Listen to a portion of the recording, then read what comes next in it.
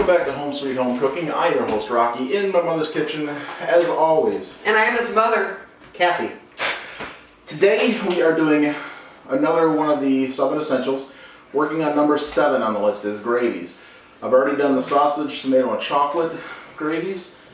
And I've done, already filmed during Thanksgiving, the, I guess the brown gravy.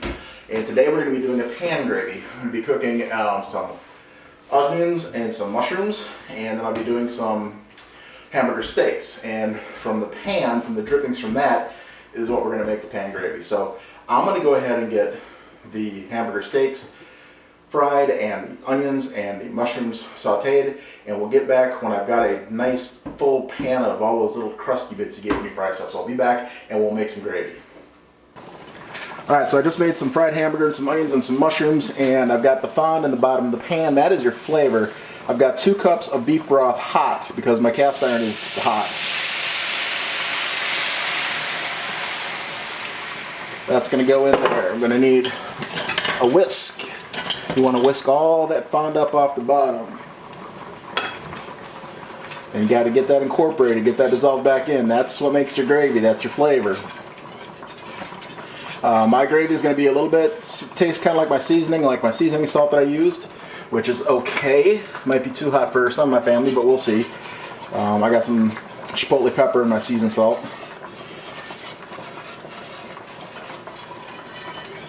Alright, nice and dark brown. I might not have to add any kitchen bouquet to this. All the fond is up. I turn the element back on. Now I want to bring this up to a boil. And they kind of rough estimate per every cup of liquid is going to be 1 tablespoon of cornstarch. So in here in cold milk, you can use cream if you want. I've got 2 tablespoons of cornstarch, and I just shake it. You can do it in a bowl or a glass with a fork too, or a whisk. But you don't want to add the cornstarch or flour directly to that, or is this going to clump up? So I got that in, and just going to stir it, get it mixed in, let it come back to a simmer until it gets thickened, and we'll take a look at it. You can see it's already starting to thicken up a little bit. That looks good to me. Let me get a little taste here for flavor.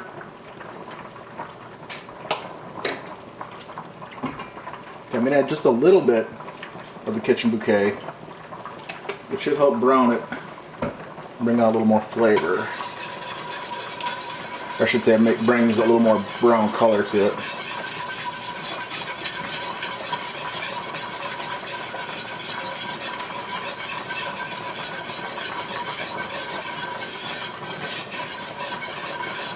Turn it down just a hair.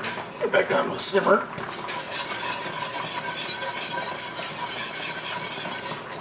You don't want to walk away from this. You don't want to burn your gravy. Burn gravy is not good gravy. But it's not thickened up quite enough yet. I'm trying to do a couple things at once here, so bear with me.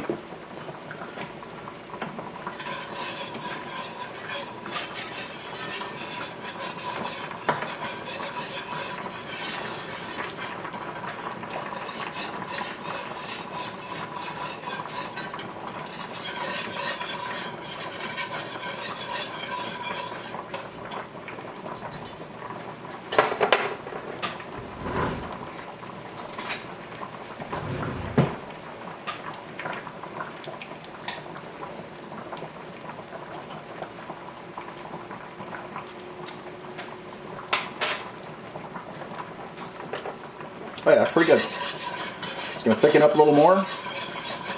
And that's it, folks. When you get this, like I said, it's going to thicken up a little bit as it sits. So you don't want to go full thickness on the stovetop. It's going to continue cooking and continue thickening as it cools. Or even just on the table for a few minutes. So stop before you get to the consistency you want. And I do believe that not quite coating is still running off. So I'm gonna give it a few more stirs, a few more minutes. But that's it, folks. That's a pan gravy. I know when I made the turkey gravy, I called that a pan gravy. Technically, that's a brown gravy, I think. But this one, because you're getting the fond off the bottom, that makes your pan gravy. So you'll see the gravy I made for Thanksgiving, the turkey gravy, right after this. And pardon the fact that I called that a pan, that is a brown. But now you've got two ways to make your dinner gravy or savory gravies.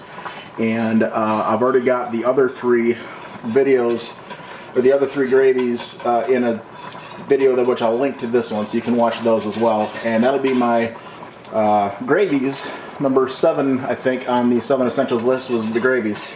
So that's 5 different southern gravies that you should know how to make here in the South for breakfast and for different dishes. You can make the sausage gravy that I showed in the breakfast one. You can make that without the sausage. Just do the white, some butter, some flour, and some milk, and crack in a whole bunch of black pepper, and you've got a white gravy to use for country fried steaks and things like that. You can do this with chicken, like if you do country fried steak or chicken fried steak, you can make the same gravy like I made here if you want a brown gravy for that. There's just so many different variations of the gravy, but now you know the 5 different major ones down here in the South that everyone seems to like. There is a cornmeal gravy out there, which I have not tried yet. I don't know if that would be to my liking, but I got the 5 big ones done. So thank you for watching, and I'll link the other videos, and we are almost done with our Southern Essentials cook list. We are doing part of our gravy video today because we've got a pan full of turkey drippings. This is just pouring out of the roaster bag into a pan. I measured it, strained it out and measured it. There's 4 cups. To that we need to add 1 tablespoon per cup of cornstarch to cold water. So I'll need 4 tablespoons. I'm sorry, not 4 parts. 1 tablespoon of cornstarch for 1 cup of broth.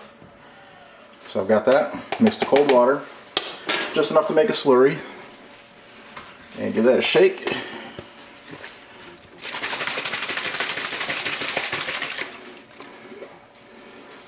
And pour it in.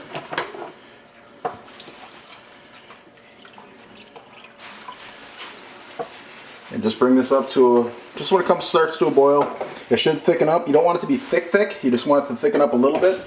It'll thicken up more as it cools. If you go too thick now, it'll turn out like sludge, like concrete. So we're just gonna keep an eye on this, stir it occasionally until it starts to thicken, and we'll come back to that. That's as far as I want it.